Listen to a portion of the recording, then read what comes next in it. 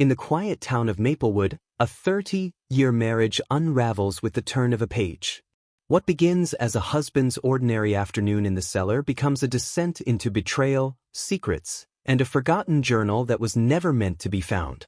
Each word written in its brittle pages threatens to destroy not only his marriage, but the family and identity he thought were unshakable. It was the kind of afternoon that pressed down on you with a heaviness, a gray sky leaking drizzle across the streets of Maplewood. I hadn't planned on venturing into the cellar that day, but a stubborn leak from the kitchen sink sent me rummaging for old tools.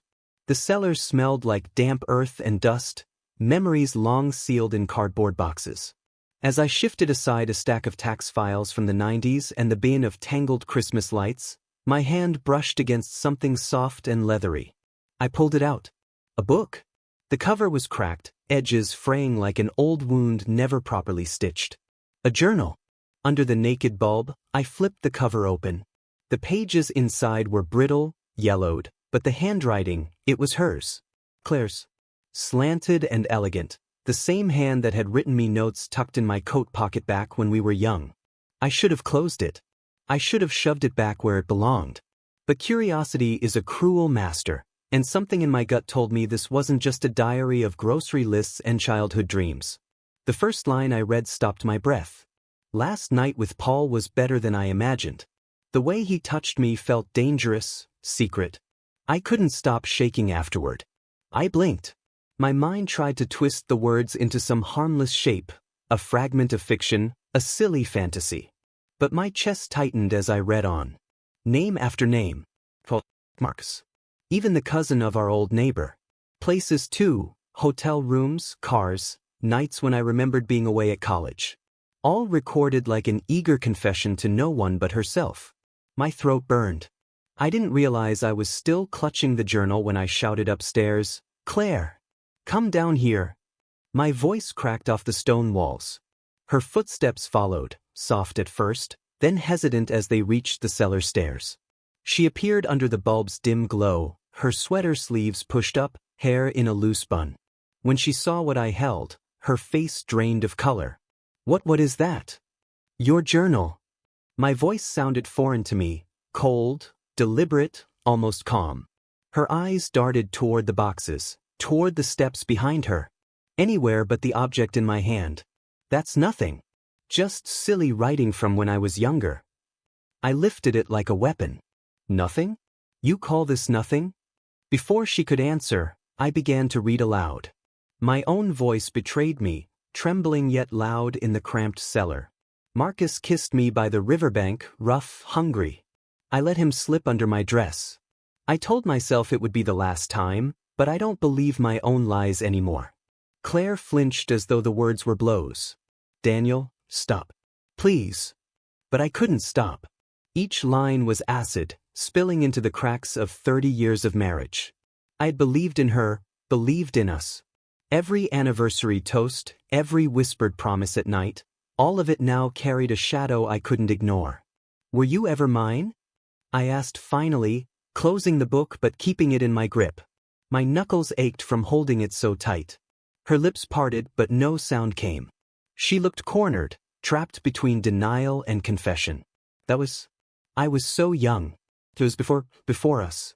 I shook my head. "Some of it, yes, but not all.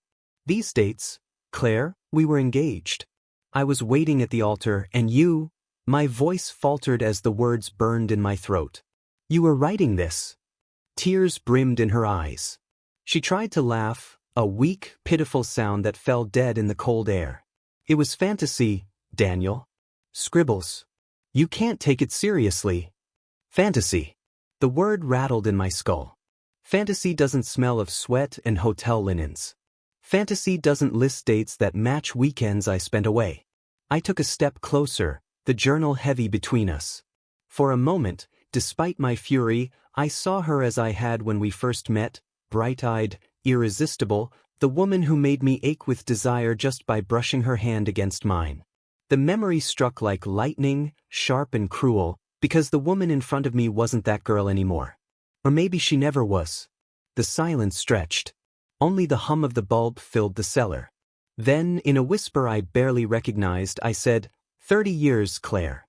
30 years, and I'm just now learning who you really are. Her tears spilled freely, streaking down her face. She reached out as though to touch my arm, but I pulled away.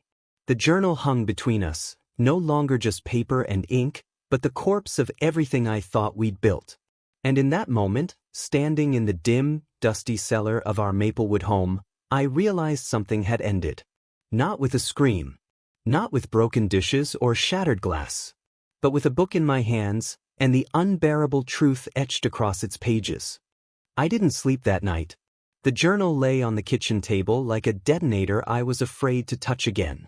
The house held a late summer quiet that amplified the hum of the refrigerator and the ticking clock.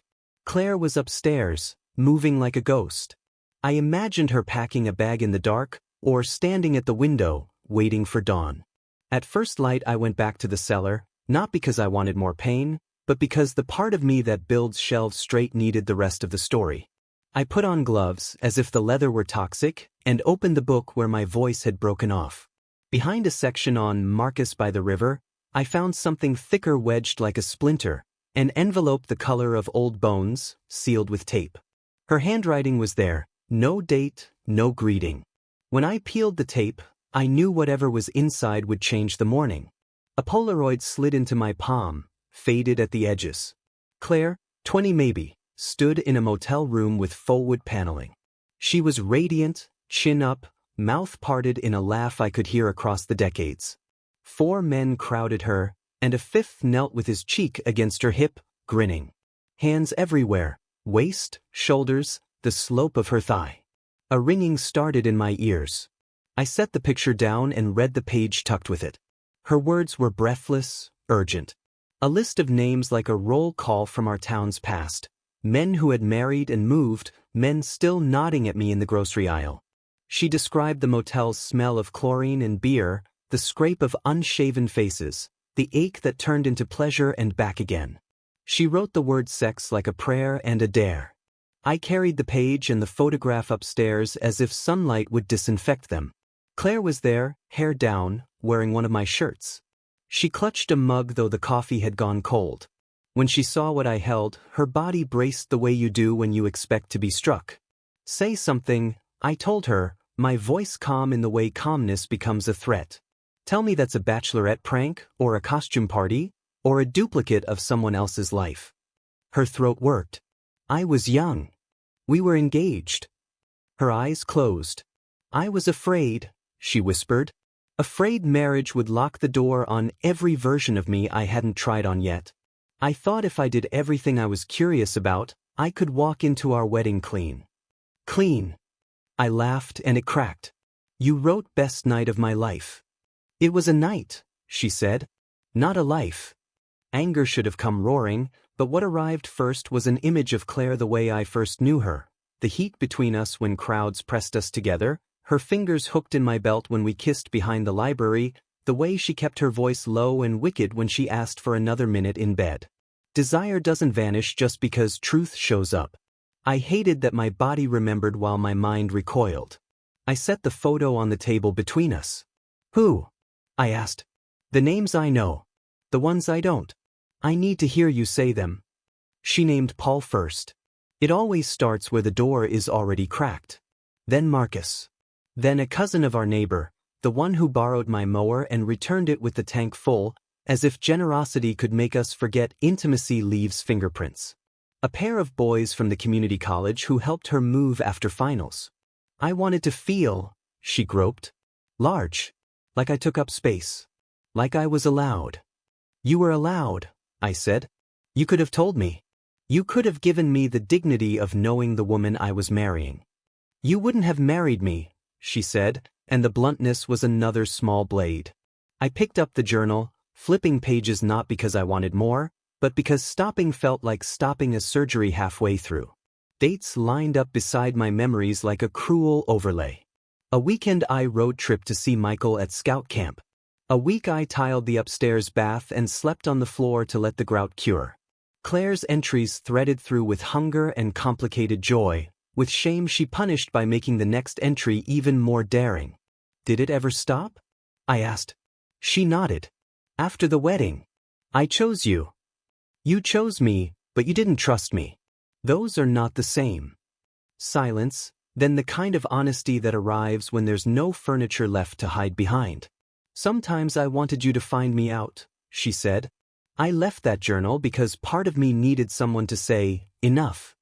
You let me build a life on ground you knew was rotten. I slid the Polaroid back toward her. My fingers bumped hers, and the shock of contact, after the night we just had, thrummed in my pulse. Even burned earth can radiate heat. Her mouth opened, and for a second I saw the girl in the photo, unafraid and wanting everything, the same appetite that once aimed itself at me, the way she'd crawl into my lap and whisper, I need you now. I stepped away because memory is a trapdoor. Was I a placeholder, Claire? The fool waiting at the altar while you negotiated your options? No, she looked offended by the simplicity. You were the safe harbor. I wanted the storm, too. I thought I could have both. Then I thought I could bury the storm and pretend I'd always been standing on the shore. We stood until the coffee machine clicked off a final time. Outside, Maplewood was starting its morning, dog walkers, the garbage truck, the neighbor's kid practicing drums. I can't unknow this, I said. Every glance from a man in town will feel like a story I wasn't told. Every time you close your eyes when we touch, I'll wonder who's behind them. Her chin trembled. Then what now? I opened the back door to let in cooler air, and somewhere under the ache a thought surfaced. Truth is a kind of sex, too. Exposing, hungry, irreversible once you cross its threshold. It leaves marks. It alters the body. Now, I said, picking up the journal one last time, we don't pretend. I thought anger would be louder. I thought it would make me hurl plates against walls or rip her clothes from the closet and toss them onto the lawn. But when the words finally left my mouth, they were quiet, steady, and final. Pack your things. Leave. Claire froze. She had been leaning against the counter, her arms folded as if to keep herself from shattering. Now her arms dropped, and her eyes searched my face for something: mercy, hesitation, weakness. She found none. You can't mean that, she said, voice thin. I mean every syllable. This house is poisoned with your lies. I can't breathe here anymore with you in it. Her mouth twisted into a bitter smile. 30 years, Daniel. You're ready to burn 3 decades because of some scribbles from my 20s. Scribbles? I slammed the journal down on the table, the sound sharp as a gunshot. That's not scribbles. That's you, your body, your lust, your betrayals, written down with glee. You wanted to remember every detail, every cock, every sweaty night that should have belonged to us. And you kept it, Claire. But why hold on to this if it meant nothing? Her face reddened. Because it was mine. My youth. My mistakes. You can't erase that, no matter how hard you try. I'm not erasing, I said. I'm reclaiming what's left of me. The fight went out of her then. She dragged herself upstairs, her footsteps heavy against the wood. I sat at the table, staring at the journal like it might spring back to life if I looked away. When I finally heard the zipper of a suitcase, I knew the decision had taken root.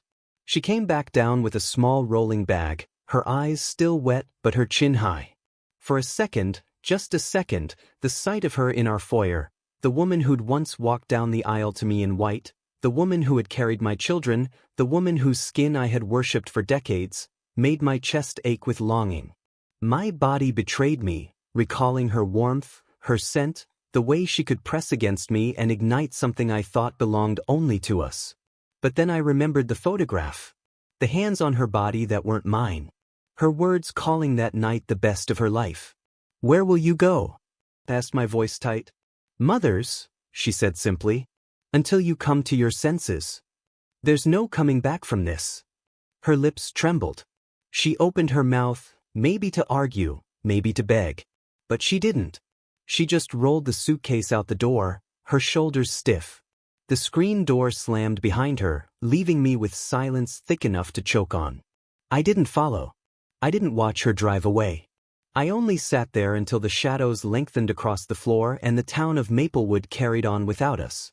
By dusk, I knew the whispers had already begun. Maplewood was small. The tavern crowd would know by now that Daniel and Claire were finished. The grocer's wife would know before morning. People would speculate, fill in blanks with their own twisted tales. But I didn't care. What shattered me wasn't their judgment. It was the truth I could never unsee. 30 years of trust, laughter, sex, children, promises, gone, crumbled to dust in the space of a single afternoon with a forgotten journal. And as night fell, I realized I hadn't just sent Claire away. I had buried the marriage, the life, and the man I thought I was.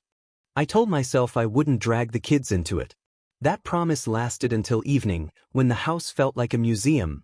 Our sofa, our framed photos, our bed made with military corners because I didn't trust sleep. I moved from room to room until, by 9, I sat at the dining table with the journal in front of me, a dumb idol. I flipped it shut, then open again. I didn't need more proof, I needed witnesses. I texted them, "Can we talk?" Hannah replied first, "Of course." "Michael's with me." "Video?" When their faces blinked onto the screen, my stomach pitched. Hannah was in her office, books behind her, a cardigan over her shoulders. Michael sat on her couch, the blue light of a paused game ghosting his jaw. "What's wrong?" Hannah asked, already bracing. "There's something I found," I said. "In the cellar." I held up the journal. "It's your mother's. From before we married. And after." Michael leaned forward. "What is it?" I opened to a page that had scorched my fingerprints earlier. My voice was steady, almost clinical, as I read about a motel off Route 6, about hands and mouths and the way she'd written the word sex like a destination. I didn't dramatize. The words dragged their own chains. Hannah's face went pale. She lifted a hand to her mouth. "Dad," she said softly, "stop." But she didn't look away. I slid the Polaroid into frame. The faded edges, the young men, the girl who would be my wife. My hand shook. On the screen, Michael exhaled a sound I'd never heard from him, a groan more animal than human. "Jesus," he said. "Is that real?" "It's real," I said. "Your mother kept it." The ugliest part was that choice. Preserving a night she called the best of her life, storing it a few feet below the kitchen where we'd raised them. Hannah stared. Then anger caught fire. "She lied," she said. "She lied to us. Made me promise to wait until I was in love. Made me feel dirty when I wasn't perfect. Meanwhile," she swallowed. "Meanwhile, she wrote hymns to this." "This isn't about your choices," I said quickly, the father in me clawing up through the ruin. "No one gets to shame you. Not your mother, not me. But I need you to see what I see." Michael scrubbed his face. "Where is she?" "At her parents'," I said. "I asked her to leave." Silence seeped in. I thought of the bedtime years, sticky cups, soccer cleats, science fair posters drying on the garage floor. Now the screen showed two grown children watching a building they loved burn. Hannah squared her shoulders. "Can I see more?" she asked, voice flat. "Not because I want to. Because I can't accuse her of something I don't understand." I turned pages. I did not choose the worst. There was no ranking system anymore. I read where Claire described the thrill of being recognized at the diner by a man who, days earlier, had pulled her skirt up in the dark of his car. She called it electric. She called it power. Michael shook his head. "How do you come back from this?" he said to no one. "You don't," I said. "You go forward differently." Hannah's eyes glistened. "I need to talk to her," she said. "But not tonight.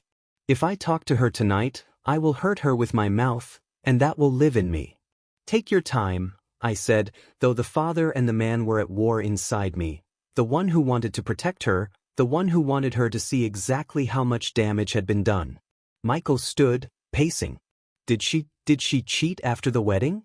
The question came like he was 12 again, asking if a storm could break a window. "She says no." I looked down at the journal as if it might answer.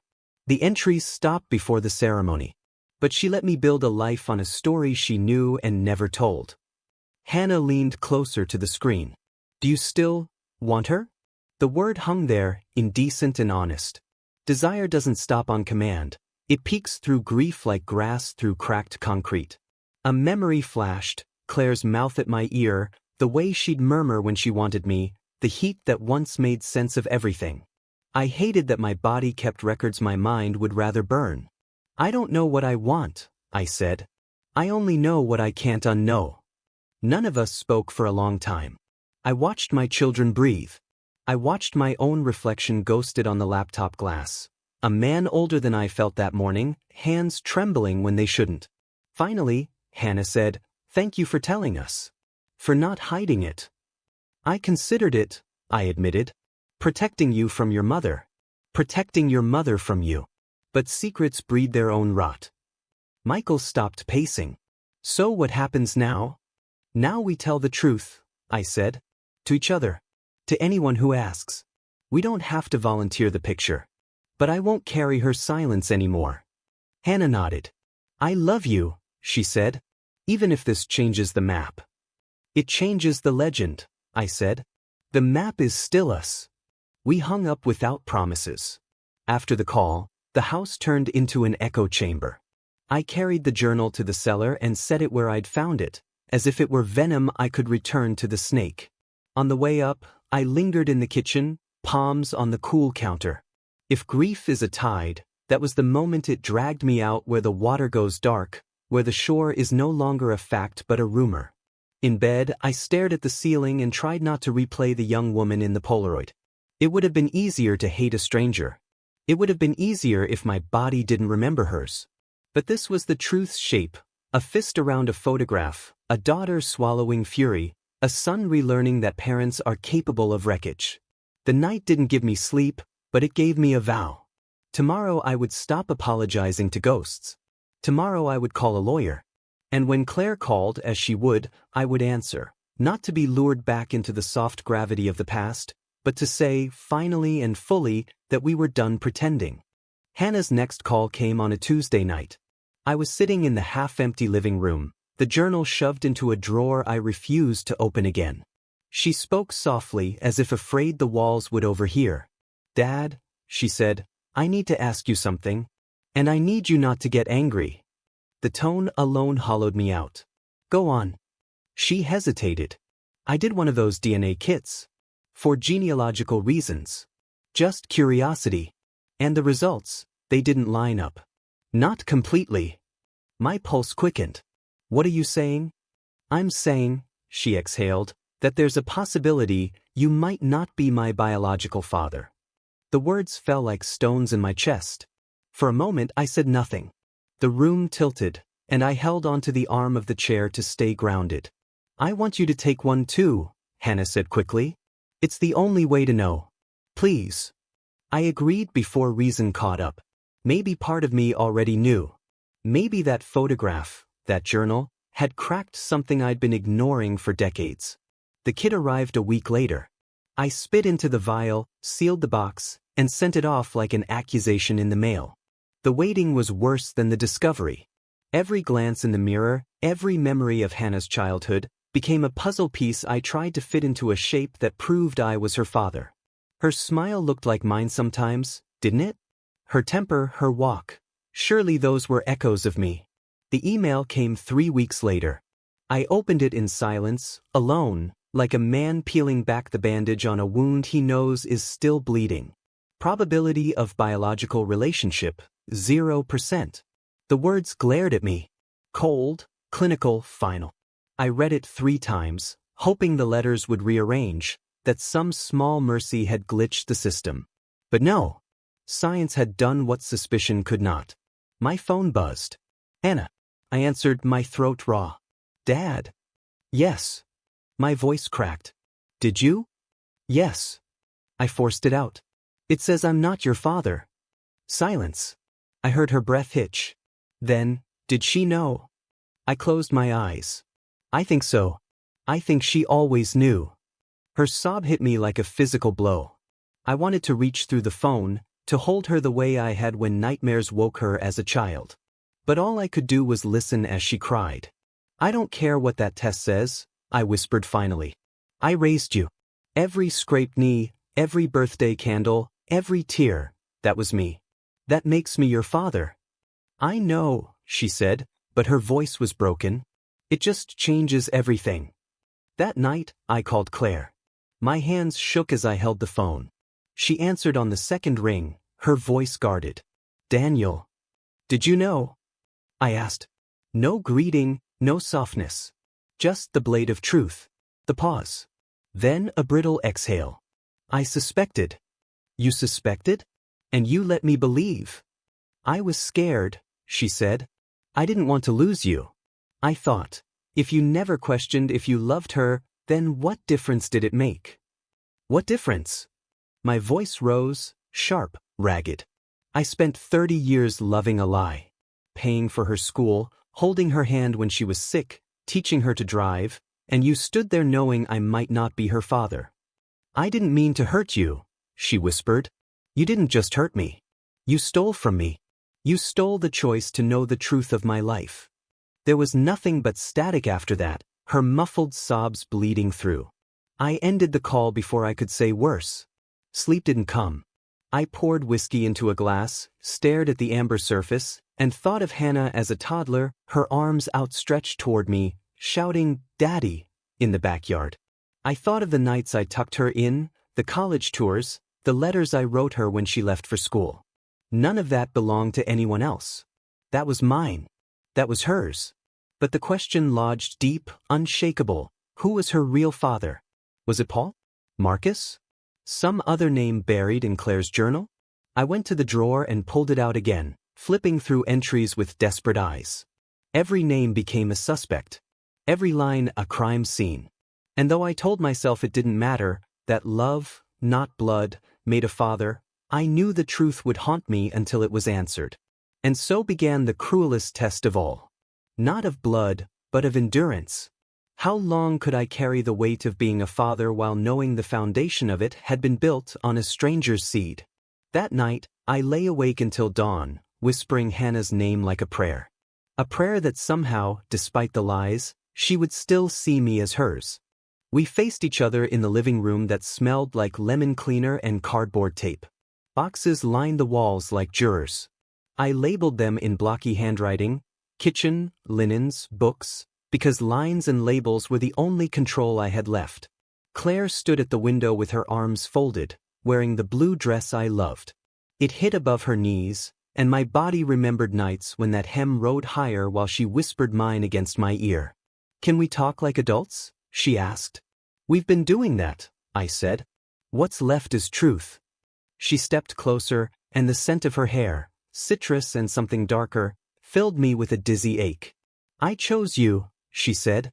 "After the wedding, after all the stupid, hungry mistakes, I chose you. I've been faithful.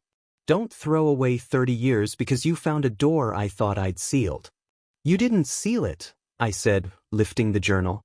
"You left it open and wrote a guest book?" She flinched. I was a girl trying to know her body before somebody else claimed it. I wanted power.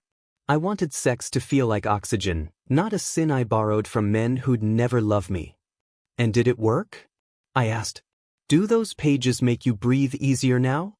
She set her jaw. "No. But neither does the way you're looking at me, like I'm a museum exhibit ruined by fingerprints. We were 3 feet apart, a canyon somehow."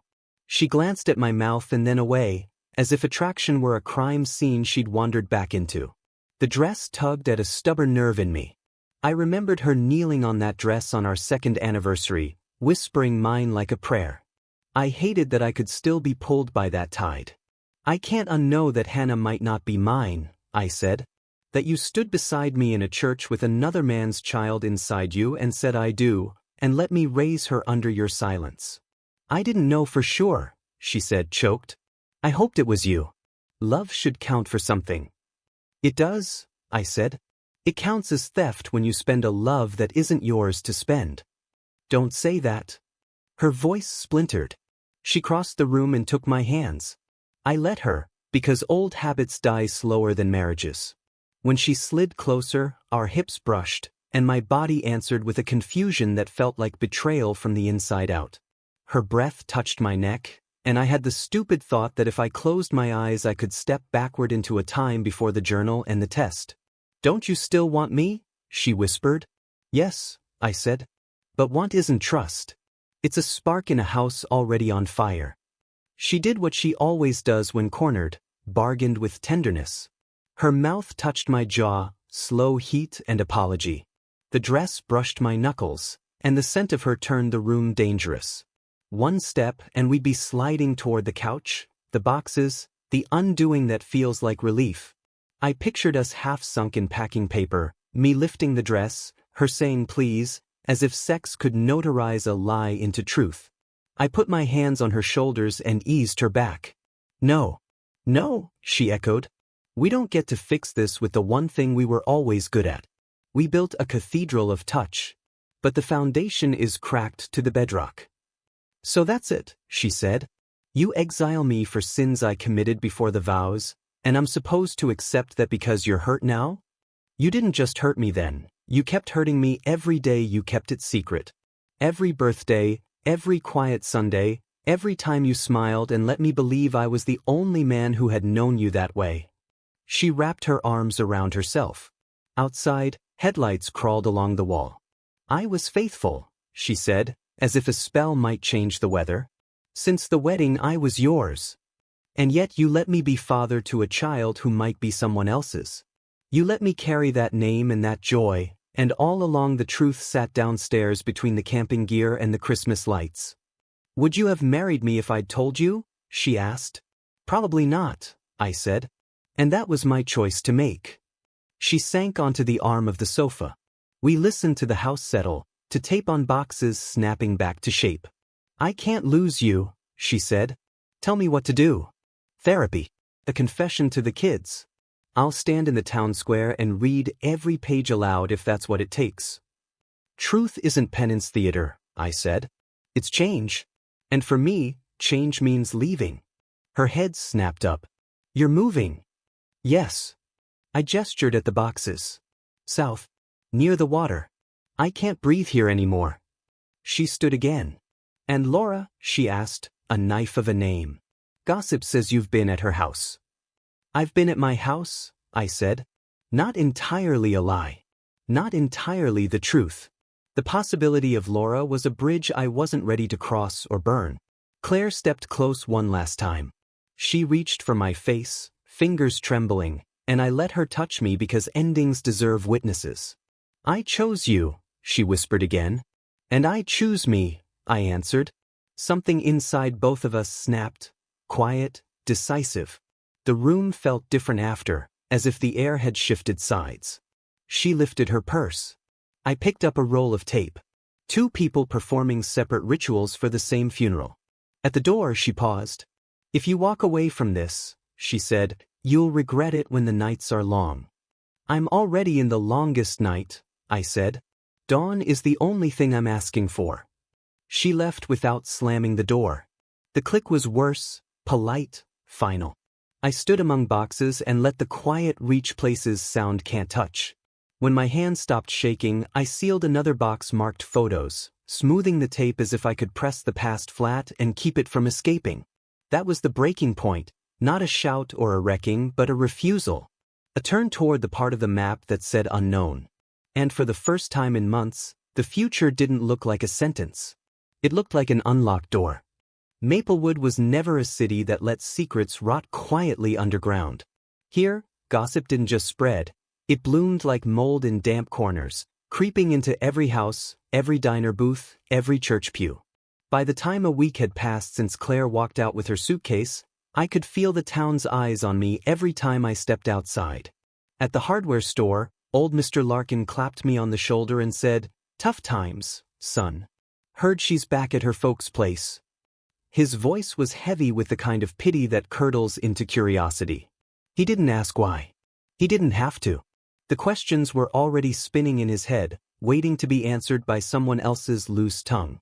At the diner, 2 women I'd known for years leaned over their coffee mugs, lowering their voices when I walked in. One of them, Karen, shot me a sympathetic smile as if to say, I know, I heard, and I'm so sorry. But the look wasn't just sympathy, it was hunger. People in Maplewood fed themselves on the failures of their neighbors, and I had just served them a feast. I didn't fight it. I let the story move like fire through dry brush. I knew what they were saying, that Claire had betrayed me, that Hannah wasn't mine, that my marriage had been a farce. Maybe they even speculated about the names in the journal. Maybe they wondered which men still lived here, which ones might walk past me in the grocery store with that quiet, guilty knowledge in their eyes. And yet, part of me wanted the whispers. I wanted Claire to feel the sting of them, wanted her perfect image in this town to peel away under the weight of truth. She had written her history in secret, but Maplewood was writing it again now, this time in daylight. One evening, I sat at the tavern with a whiskey in front of me, the journal locked at home in a drawer. The place was half full, the jukebox humming an old country tune. When I walked in, every head turned just slightly. Not enough to be rude, but enough to confirm they all knew. Laura sat 2 stools down, nursing a glass of wine. Laura, Paul's ex-wife. The irony wasn't lost on me. Paul's name was one of the first in the journal. He'd been one of Claire's storm nights, as she called them. And Laura had been left behind by his storms in her own way. She leaned toward me. "You look like a man everyone's talking about." "I suppose I am," I said. "They'll get tired of it," she added. "Eventually someone else will give them fresher meat." Her voice was low, steady, and I felt a heat coil in my stomach. Not desire, not yet, but recognition. The recognition of someone else who knew what betrayal felt like. I let her words settle between us, warm and dangerous. The gossip didn't stop at taverns and diners. At the bank, the teller avoided my eyes when she handed me cash. At church, the pastor's sermon bent suspiciously toward forgiveness and hidden sins. Maplewood thrives on whispers, and I was learning that once they begin, they don't just fade, they evolve. By mid-September, people weren't just whispering that Claire had cheated. They were whispering that Hannah wasn't mine, that I'd thrown Claire out, that I might be selling the house. Some said I was moving to Florida. Others said I was already seeing Laura. Claire hated it. I knew because she called one night, her voice trembling with fury. "Do you know what people are saying about me?" she demanded. "Yes," I said calmly. "Did you tell them?" "I told the truth," I said. "The rest is theirs to tell." "You've ruined me." "No, Claire. You did that when you wrote it down and kept it." She hung up, but not before I heard her crying. I started walking at night, just to escape the suffocation of my house. The streets were dark, but the windows glowed, families eating dinner, couples watching TV, kids fighting bedtime. I felt like a ghost passing through, a man no longer tethered to the life he'd once had. And yet, the night air carried a strange freedom with it. I realized something then. Claire might still be fighting, still trying to salvage her name, but I wasn't. I didn't care about reputation anymore. I didn't care about being pitted or whispered about. I was past saving face. What I wanted was something clean, something new. So when people asked, I told them openly, yes, Claire cheated. Yes, the journal proved it. Yes, Hannah wasn't mine by blood. And yes, I was moving south, away from the smoke of Maplewood.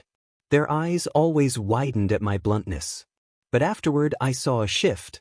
The whispers lost some of their venom when I owned them outright. Gossip feeds on secrecy, and I was starving it. By the end of the month, I'd packed more boxes, cleared closets, and drawn up a plan. Florida. Sunlight. Distance.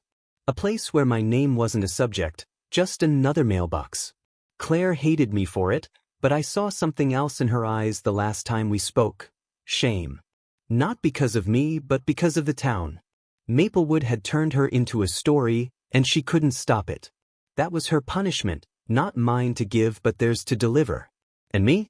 I walked out of the tavern one evening, the smell of whiskey on my breath and Laura's laugh echoing faintly in my memory, and I realized I was already halfway gone. I rehearsed the call like a closing argument I didn't want to deliver.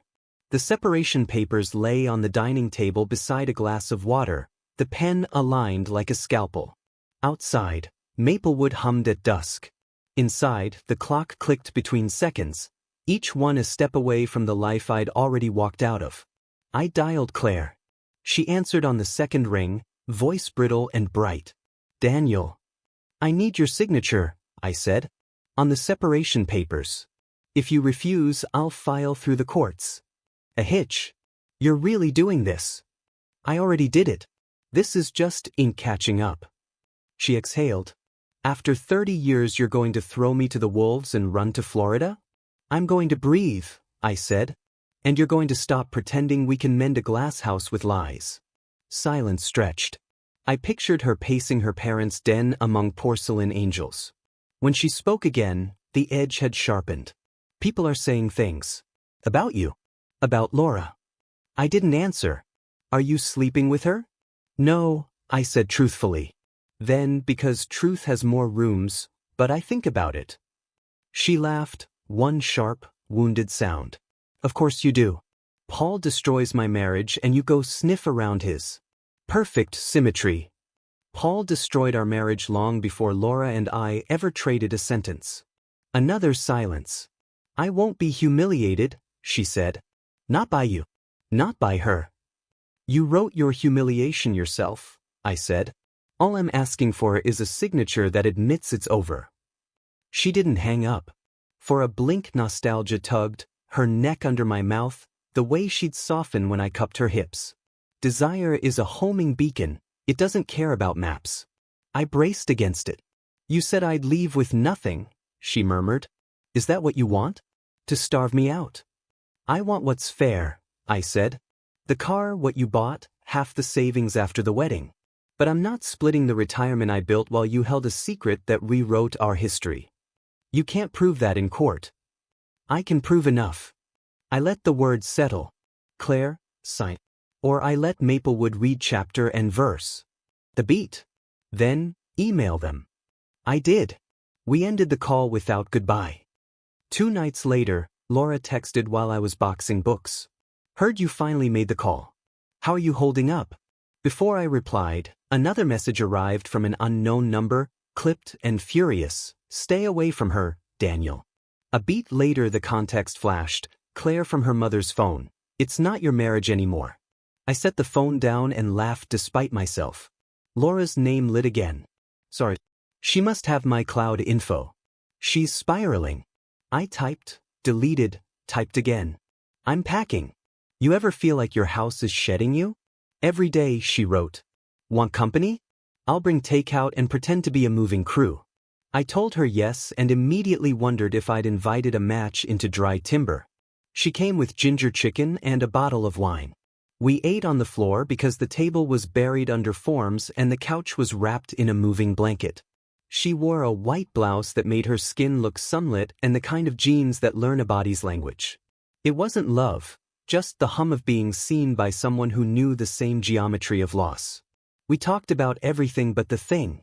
Her ex-husband's vanishing acts. The way Maplewood measured women by the neatness of their scandal. My plan for Florida. Cheap rent near the water. The fantasy of anonymity. You'll hate the heat until you love it, she said. It's like sex that way. The word hung in the hallway air. Her knee touched mine, a spark that climbed my spine. I didn't move. She didn't either. If we do this, I said, it can't be because we're each other's revenge.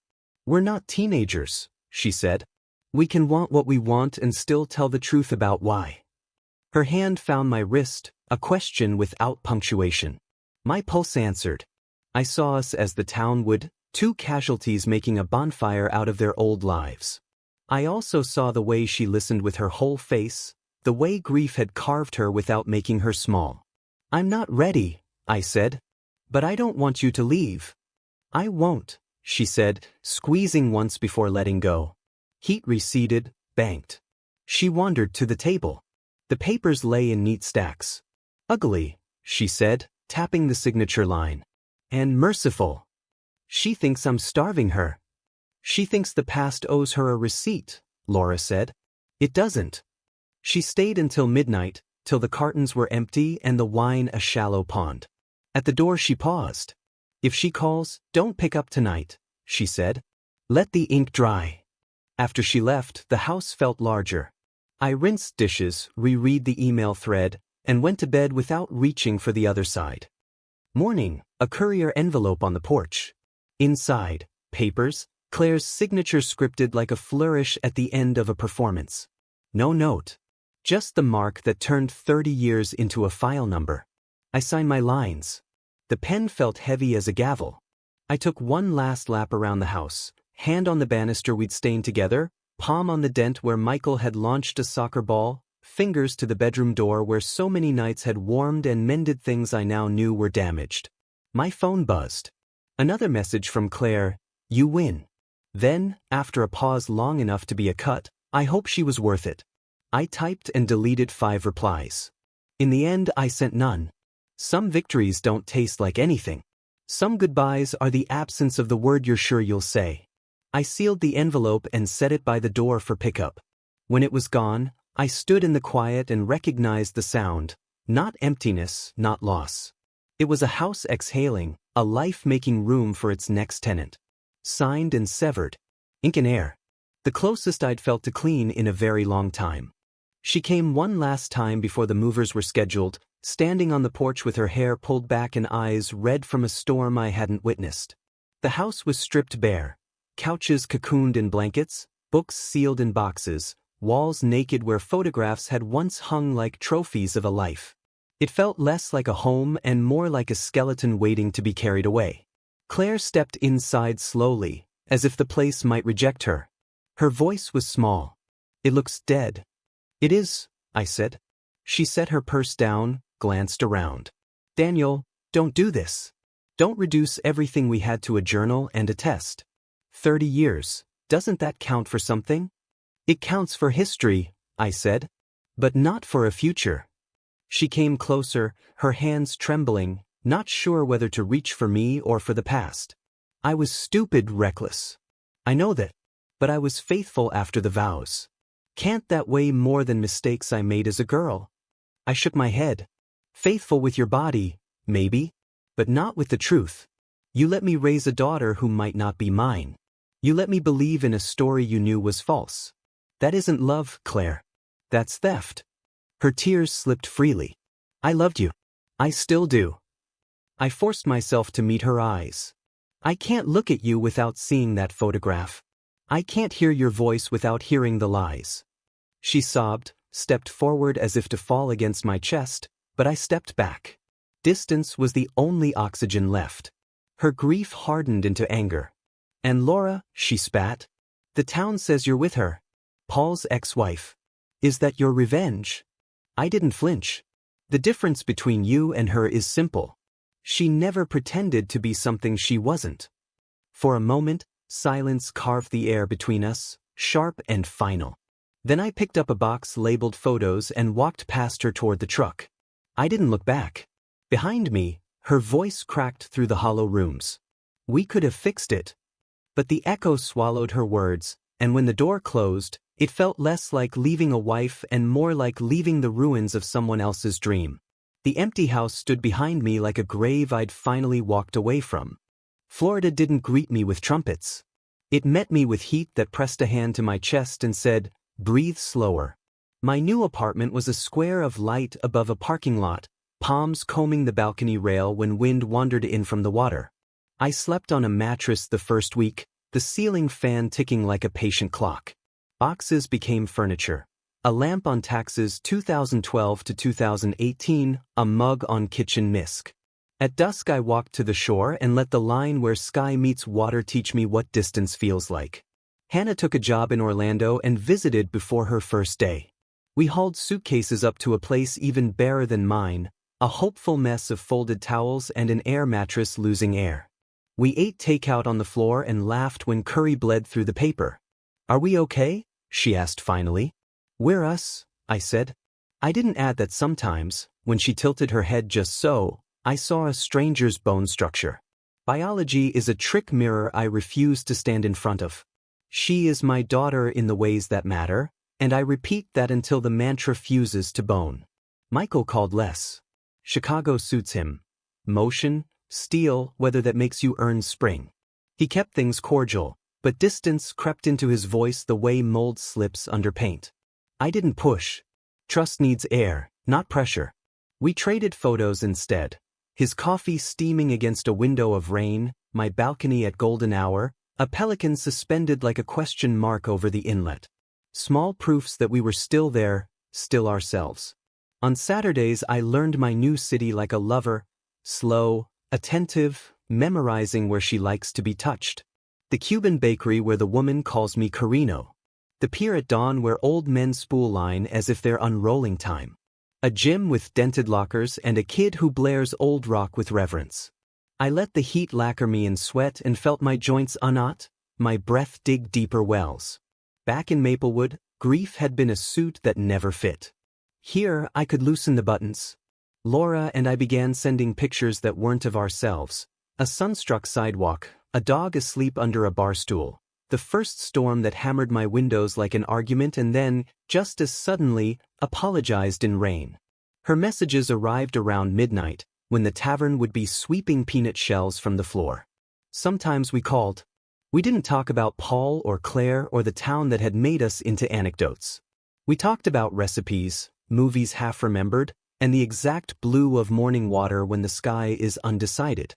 Desire threaded the calls but didn't yank. It waited, patient, the way surf waits for the moon. "I'm coming down in November," she said. "A long weekend. I need the kind of sun you can feel in your teeth." I said yes before fear could draft a rebuttal. One Tuesday I finally hung art, a black and white bridge, a watercolor of citrus, a cheap lighthouse print. The apartment changed key, a song sliding from minor to major. I cooked an honest meal, music low, shirt damp from heat. Maybe it was the wine or the fan stirring garlic through the room, but I thought of Claire, at her best, not her worst, clever, funny, shoulders bare at a summer party, the look that once said take me home. I didn't forgive her. I allowed myself to remember that love had been real even if truth had been rationed. It's a complicated mercy, the kind you give yourself when no one is watching. Later, on the balcony, a couple kissed under the streetlight. They were young and greedy for each other, hands mapping skin like newly discovered territory. The ache that rose surprised me, not jealousy, not exactly. Longing for the clean geometry of want when it isn't carrying history. I still believe in sex as a language. Claire and I once spoke it fluently. But I want honesty even more.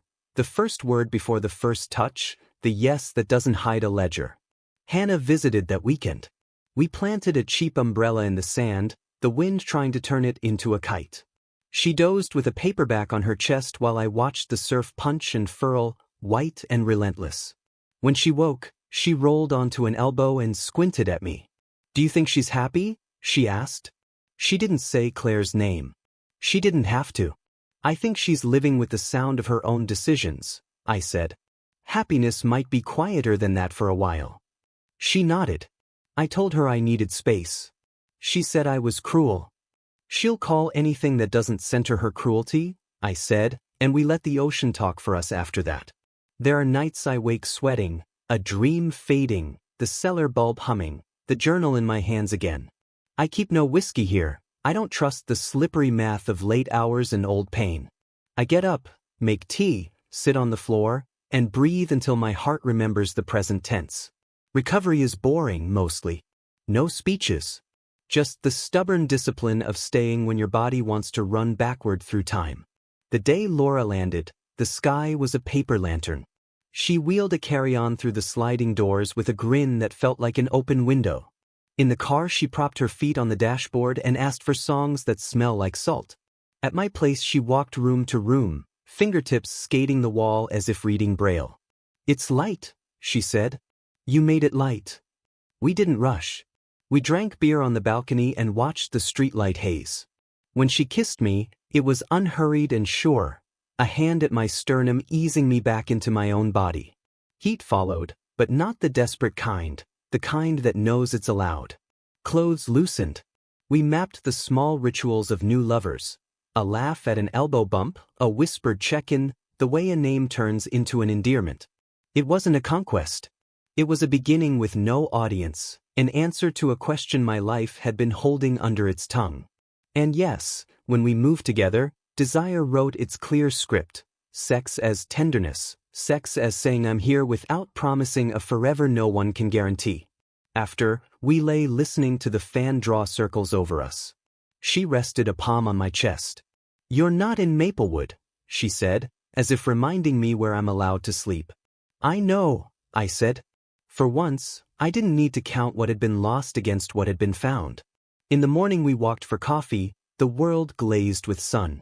People here don't know my history. They know my order by day 3, my name by day 7. The barista drew a lopsided heart in the foam and winked without agenda. On the way back, Laura squeezed my hand. It felt like carrying a bright object that doesn't burn. The papers arrived by email that afternoon. Final decree, a string of numbers, the word dissolved. I stared until the screen dimmed. No trumpets this time either. Just a quiet click inside, a latch lifting. I forwarded the document to a folder called Archive and closed the laptop. That night the water was black glass. I stood at the rail, Laura inside humming, the fan rocking shadows over the ceiling. I thought of vows, of pages, of how a life can tilt and still find balance. I thought of the word reclaimed, not taking something back from someone else, but taking myself back from a story that no longer fits. The tide sighed against the shore. I breathed with it. I'm not whole, not cured, not young. But I am mine, and the night does not argue.